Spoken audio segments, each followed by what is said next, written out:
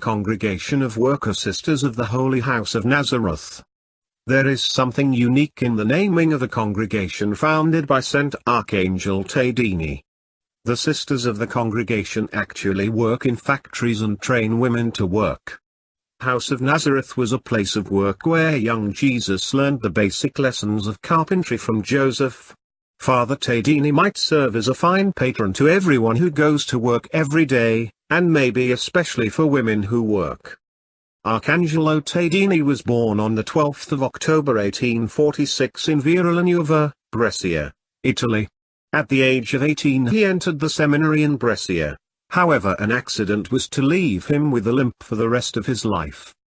From 1871 to 1873 he was a curate at Lordrino, a mountain village, and then at the shrine of Santa Maria della Nos near Brescia. He was known for his attention to his people's needs. After flooding left many parishioners homeless, he organized a soup kitchen in the parish house that served 300 meals a day. In 1885 he was transferred to Botticino Serra, where he spent the remaining 25 years of his life. With the spread of the Industrial Revolution, he founded the Workers' Mutual Aid Association to help laborers. He used his own inheritance to plan and build a spinning factory, providing it with the latest equipment and later building an adjacent residence for working women. To educate young working women, he founded the Congregation of Worker Sisters of the Holy House of Nazareth, who went into the factories to work alongside the other women.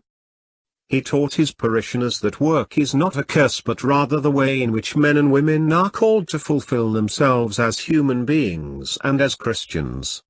Father Arcangelo Tadini died on the 20th of May 1912. According to St. Arcangelo Tadini, holiness is in our hands. If we want to possess it, we only have to do one thing: love God.